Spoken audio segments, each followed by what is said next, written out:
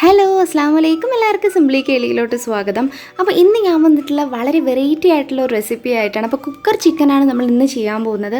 വളരെ സിമ്പിളായിട്ട് ഒരുപാട് എണ്ണയൊന്നും ഇല്ലാതെ ഓവനൊന്നും ഇല്ലാതെ നമുക്ക് അടിപൊളിയായിട്ട് ചെയ്ത് കഴിക്കാൻ പറ്റുന്ന ഒരു അടിപൊളിയായിട്ടുള്ള ഒരു കുക്കർ ചിക്കനാണ്. അപ്പോൾ എന്തായാലും വീഡിയോ ഫുള്ളായിട്ട് കാണാം. മസ്റ്റായിട്ട് നിങ്ങൾക്ക് എന്തായാലും ഇഷ്ടപ്പെടുന്ന ഒരു ഈസി ആയിട്ടുള്ള റെസിപ്പിയാണ്. എന്തായാലും നമുക്കിനി വീഡിയോയിലോട്ട് പോകാം. അപ്പോൾ വീഡിയോയിലോട്ട് പോകുന്നതിന് മുന്നേ നിങ്ങൾ ആദ്യമായിട്ടാണ് ഈ ചാനൽ കാണുന്നതെങ്കിൽ നിങ്ങളുടെ റൈറ്റ് സൈഡിൽ ഇതുപോലൊരു സബ്സ്ക്രിപ്ഷൻ ബട്ടൺ ഉണ്ടാവും. അതൊന്ന് പ്രസ് ചെയ്യുക. അപ്പോൾ തൊട്ടടുത്തൊരു കുഞ്ഞു ബെല്ലൈക്കൺ വരും, അതും പ്രസ് ചെയ്തിട്ട് ഓളൊന്ന് ഓപ്ഷൻ കൊടുക്കുക. ഞാൻ അപ്ലോഡ് ചെയ്യുന്ന എല്ലാ വീഡിയോസ് നിങ്ങൾക്ക് മിസ് ചെയ്യാതെ കാണാൻ പറ്റും. ഇനി നമുക്ക് റെസിപ്പിയിലോട്ട് പോവാം. അപ്പോൾ മെയിനായിട്ട് നമുക്ക് ഇതിലൊരു മസാല ചെയ്തെടുക്കുന്നുണ്ട്. അപ്പോൾ അതിന് വേണ്ടിയിട്ട് ഒരു തക്കാളി, ഒരു സവാള, 2 പച്ചമുളക് ഞാൻ മിക്സിയുടെ ജാറിലോട്ട് മാറ്റി കൊടുത്തിട്ടുണ്ട്.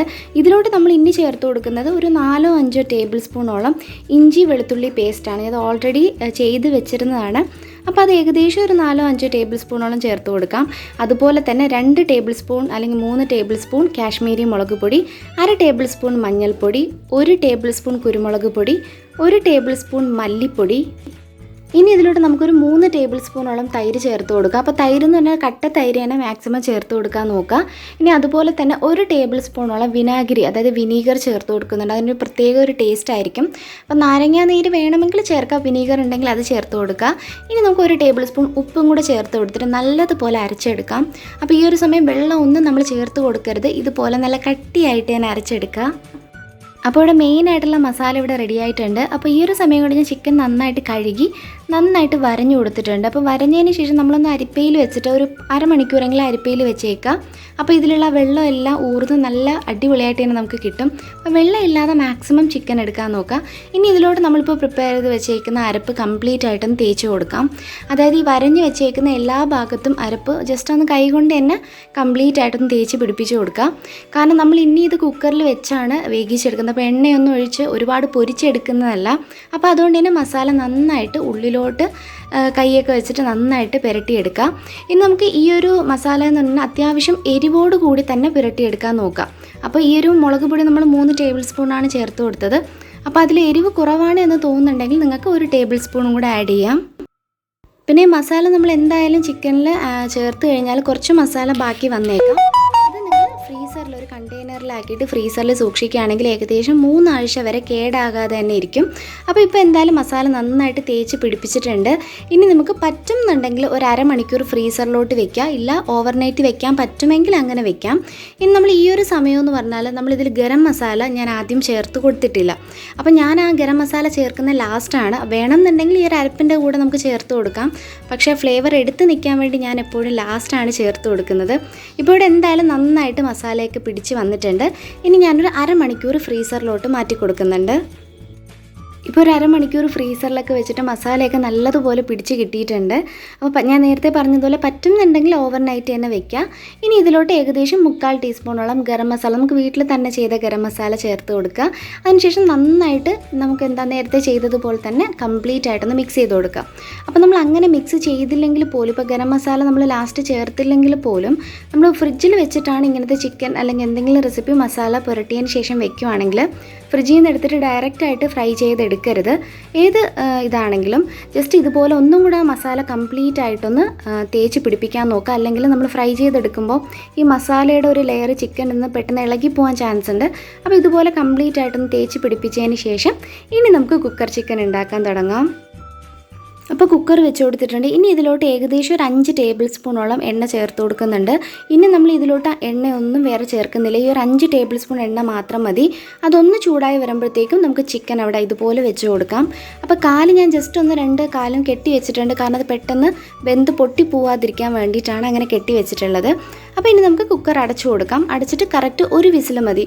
ഫസ്റ്റ് ഒരു മീഡിയം ഫ്ലെയിമിലിടാം, അടിക്കൊന്നും പിടിക്കില്ല. അപ്പോൾ ഈ ചിക്കനെയും തന്നെ വെള്ളം ഊറി അത്യാവശ്യം നല്ലതുപോലെ തന്നെ കുക്കായി കിട്ടും. അടിക്ക് പിടിക്കാതിരിക്കാൻ വേണ്ടിയിട്ടാണ് നമ്മൾ എണ്ണ ചേർത്ത് കൊടുത്തിട്ടുള്ളത്. ഇനി അപ്പോൾ എന്തായാലും നമുക്ക് ഒരു വിസിൽ വരെ ഒന്ന് വെയിറ്റ് ചെയ്യാം. ഇപ്പോൾ ഒരു വിസിൽ വന്നിട്ടുണ്ട്. നമുക്ക് കുക്കർ ഒന്ന് ഓപ്പൺ ചെയ്ത് നോക്കാം. അപ്പോൾ ഇവിടെ കറക്റ്റായിട്ട് നന്നായിട്ട് വെന്ത് കിട്ടിയിട്ടുണ്ട്. അപ്പോൾ ഒരു ഫുള്ളായിട്ട് ഇങ്ങനെ വെന്ത് പൊടിഞ്ഞു പോകുന്ന രീതിയിൽ എടുക്കരുത്. അതുമാത്രമല്ല ഇപ്പോൾ അത്യാവശ്യം ആ ഒരു എണ്ണയിൽ നിന്നും പിന്നെ ചിക്കനിൽ നിന്നൊക്കെ വെള്ളം ഊർന്ന് അത്യാവശ്യം വന്നിട്ടുണ്ട്. അപ്പോൾ ഇത് കളയരുത്. ഈ ഒരു എണ്ണയുടെ കൂട്ട് നമുക്ക് ആവശ്യമുണ്ട്. ഇനി നമ്മളിപ്പോൾ ചെയ്ത് വെച്ചേക്കുന്നതിൽ ഇത് കിട്ടിയില്ലേ, അതിൻ്റെ ഏകദേശം പകുതി സ്റ്റോക്ക് നമ്മളിപ്പോൾ എടുക്കാം. അപ്പോൾ നമ്മൾ കംപ്ലീറ്റ് എടുത്തിട്ടില്ല, നേർ പകുതി മാത്രം. അതൊന്ന് തിളച്ച് വരുമ്പോഴത്തേക്കും നമ്മുടെ ആ ഒരു വെന്ത ചിക്കൻ പതുക്കെ മാത്രം, അതായത് സ്പീഡിലൊന്നും ഇട്ട് കൊടുക്കരുത്, കാരണം ഇത് നമ്മൾ കാല് പെട്ടെന്ന് വിട്ടുപോകും. അപ്പോൾ പതുക്കെ നമുക്ക് ഇതിലോട്ട് എടുത്ത് വെച്ച് കൊടുക്കാം. ഇനി എല്ലാ ഭാഗവും നമുക്ക് അങ്ങോട്ടും ഇങ്ങോട്ടും മറിച്ചിട്ട് കൊടുത്തിട്ട് നല്ലതുപോലെ മൊരിച്ചെടുക്കാം. അതായത് ഇങ്ങനെ മൊരിക്കണമെന്നുമില്ല, പിന്നെയെന്ന് വെച്ചാൽ നമുക്ക് കാണാനൊരു മൊരിഞ്ഞ് കിട്ടണമല്ലോ, കാണുമ്പോൾ ഒരു പ്രത്യേക ഒരു ഭംഗിയാണ് എണ്ണയിലിട്ട് മൊരിച്ചെടുക്കുന്നത്. എന്നാൽ ഈ ഒരു റെസിപ്പിക്ക് ഒരുപാട് എണ്ണയുടെ ആവശ്യമില്ല. അപ്പോൾ ഒരു മൊരിഞ്ഞ് കിട്ടാൻ വേണ്ടി മാത്രം ഇങ്ങനെ എല്ലാ ഭാഗത്തും ഒന്ന് ചട്ടുകം വെച്ചിട്ടൊന്ന് മാറ്റി ഒരു മറിച്ചൊക്കെ ഇട്ട് കൊടുത്തിട്ടൊന്ന് ഫ്രൈ ചെയ്തെടുക്കാം. അപ്പോൾ പിന്നെ നമ്മൾ ഒറ്റ ചട്ടുകം മാത്രം വെച്ചിട്ട് പെട്ടെന്ന് ഇതുപോലെ മറിച്ചെടുക്കരുത്, കാരണം ചിക്കനല്ലേ, മുഴുവൻ ചിക്കനാകുമ്പോൾ വെയിറ്റ് ഉണ്ടാവും, പെട്ടെന്ന് പൊട്ടിപ്പോവാനും ചാൻസ് ഉണ്ട്. അപ്പോൾ ഒരു ഡബിൾ സപ്പോർട്ട് കൊടുത്ത് മാത്രം എടുക്കുക. ഇപ്പോൾ എന്തായാലും ഒരു 5 മിനിറ്റ് കൊണ്ട് എല്ലാ ഭാഗവും ഞാൻ ഇതുപോലെ മൊരിച്ചെടുത്തിട്ടുണ്ട്. ഇനി നമുക്ക് ബാക്കിയുള്ള ആ ഒരു സ്റ്റോക്ക് ഉണ്ടല്ലോ, അത് ഇതിലോട്ട് ഒഴിച്ചു കൊടുത്തിട്ട് നമുക്കൊന്ന് മസാല ഒന്ന് വഴറ്റിയെടുക്കണം. അതിന് വേണ്ടിയിട്ട് 2 സവാള, 2 മീഡിയം സൈസുള്ള സവാള അരിഞ്ഞ് വെച്ചിട്ടുണ്ട്, അത് ചേർത്ത് കൊടുക്കാം. പിന്നെ നമ്മൾ ഇതിലോട്ട് സോയാ സോസും കെച്ചപ്പും ചേർക്കുന്നുള്ളതുകൊണ്ട് ഉപ്പ് കണക്കിന് മാത്രം ചേർത്ത് കൊടുക്കുക, ഒരുപാട് ഉപ്പ് ചേർക്കരുത്. ഞാൻ എന്തായാലും ഇപ്പോൾ ഒന്നും ഉപ്പ് ആഡ് ചെയ്യുന്നില്ല. ഉള്ളി ഒന്ന് വഴറ്റി വരുമ്പോഴത്തേക്കും ഇതിലോട്ട് 1 ടേബിൾ സ്പൂൺ ഇഞ്ചി വെളുത്തുള്ളി പേസ്റ്റ് ചേർത്ത് കൊടുത്തിട്ട് ഒന്നും കൂടെ ഒന്ന് വഴറ്റിയെടുക്കാം. അപ്പോൾ അതിൻ്റെ പച്ചമണം ഒന്ന് മാറി വന്നാൽ ഒരു വലിയ പഴുത്ത തക്കാളി അരിഞ്ഞ് ചേർത്ത് കൊടുക്കുന്നുണ്ട്. അത് അത്യാവശ്യം നല്ലതുപോലെ വെന്ത് നമുക്ക് കിട്ടണം. ഇതിൽ ഒരുപാട് മസാലയൊന്നും നമ്മൾ ചേർക്കുന്നില്ല, അത്യാവശ്യം നല്ലതുപോലെ ഒരു ചപ്പാത്തിക്കും പത്തിരിക്കും ചോറിനൊക്കെ കഴിക്കാൻ പറ്റുന്ന ഒരു അടിപൊളിയായിട്ടുള്ള ഒരു ഐറ്റമാണ്. ഇനി ഇതിലോട്ട് 2 ടേബിൾ സ്പൂൺ കെച്ചപ്പ് ചേർത്ത് കൊടുക്കാം, ടൊമാറ്റോ കെച്ചപ്പ് ചേർത്ത് കൊടുക്കാം. ഇനി അതുപോലെ തന്നെ നമുക്കിതിലോട്ട് സോയാ സോസ് ചേർത്ത് കൊടുക്കുന്നുണ്ട്, അതും ഏകദേശം ഒരു 1.5 ടേബിൾ സ്പൂണോളം ചേർത്ത് കൊടുക്കുന്നുണ്ട്.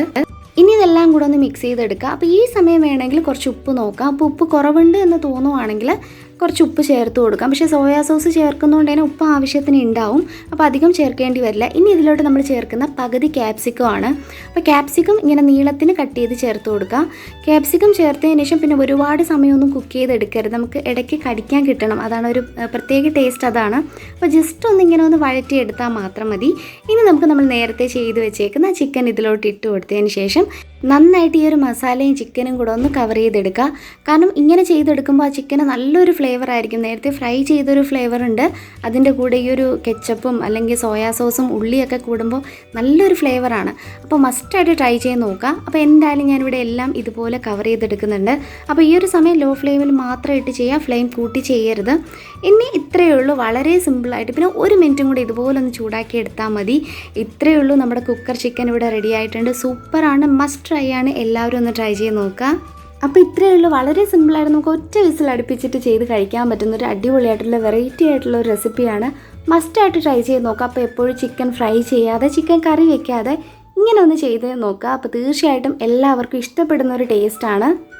അപ്പോൾ ചപ്പാത്തിയുടെ കൂടെയോ ചോറിൻ്റെ കൂടെയോ പത്തിരിയുടെ കൂടെയോ എന്തിൻ്റെ കൂടെ വേണമെങ്കിലും നമുക്ക് കഴിക്കാൻ പറ്റുന്ന ഒരു റെസിപ്പിയാണ്. അപ്പോൾ ഇന്നത്തെ വീഡിയോ ഇത്രയേ ഉള്ളൂ. വീഡിയോ ഇഷ്ടപ്പെട്ടാൽ ലൈക്ക് ചെയ്യാനും കമൻറ്റ് ചെയ്യാനും മറക്കരുത്. Stay at home, stay healthy. Thanks for watching. See you in another video. അസ്സലാമു അലൈക്കും.